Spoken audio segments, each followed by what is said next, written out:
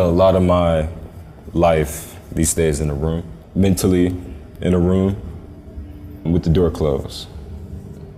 So if you see rooms or room dimensions in my pieces, it's kind of me speaking to that kid that I was, back when I was 6 or 7.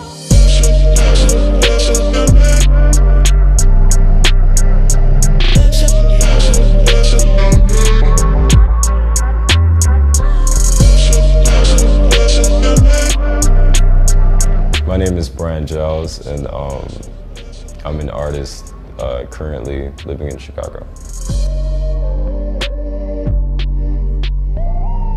The membrane to my artwork started as myself. So I would just sit and look in the mirror, just draw myself. Turn the page, draw myself, turn the page, draw myself, turn the page. And then what I would do is I would go on the train or the bus and I would turn the page, draw someone, turn the page, draw someone, turn the page, draw someone. And then it got to the point where I'd studied so many people and studied so many faces and memorized so many different features. And it's like mental pictures.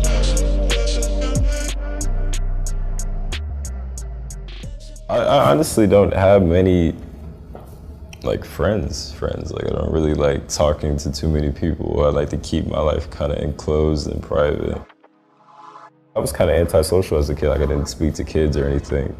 And I was in my room and I talked to myself a lot.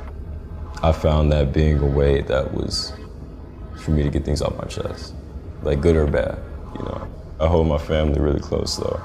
That's something I didn't hold very close before, but I do now.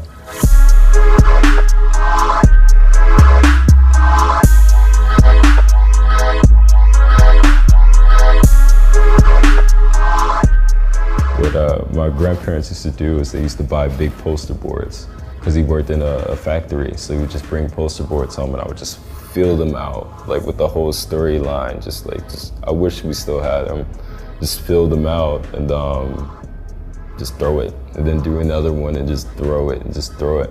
And I would talk to myself the whole entire time while making it and watch TV and Power Rangers, Dragon Ball Z used to be on the TV. I tried to do different things, I tried to be more figurative, but I always had more to say than just like a figure in the middle of a white space. I think with hair, it's too personal.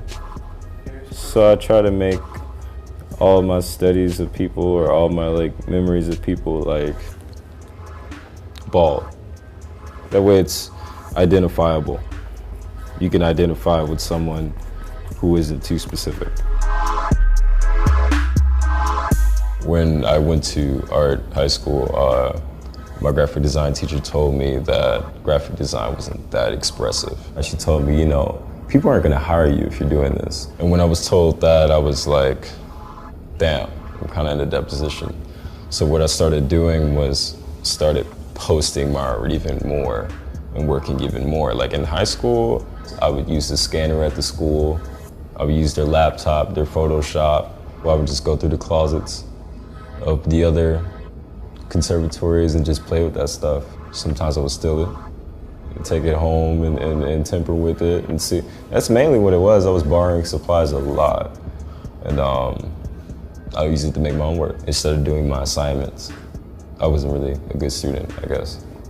It's funny because when it came to getting into painting and drawing, I applied to be in the painting and drawing portion of my school, and I didn't get in.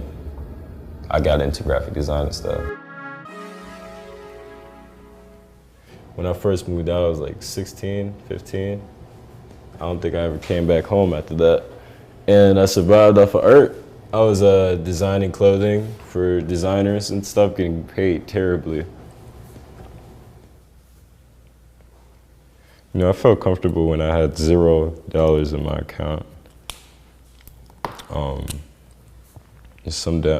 actually still do this. I'll empty out my spending account for a week or two and survive off of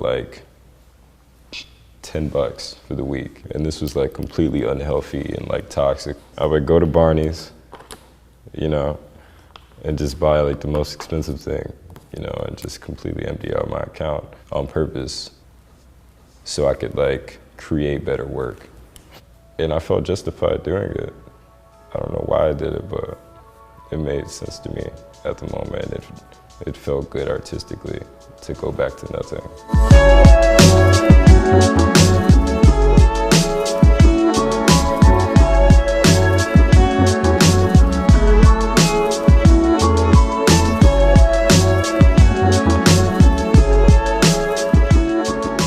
December 2017, I was coming into 2018 and I was thinking to myself, like, what now?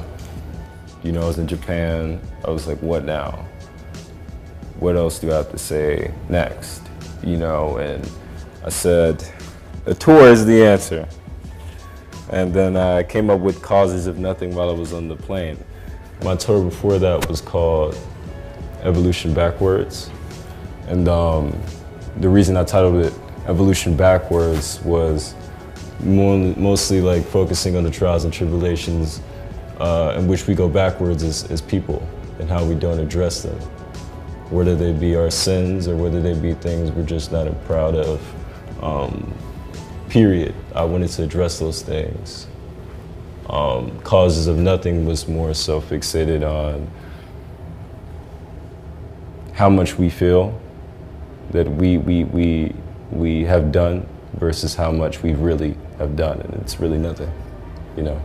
In the grander scheme of things, a lot of things that we're doing today will mean nothing in the future. So it's the causes of nothing, you know. The act of thinking something is more than what it is.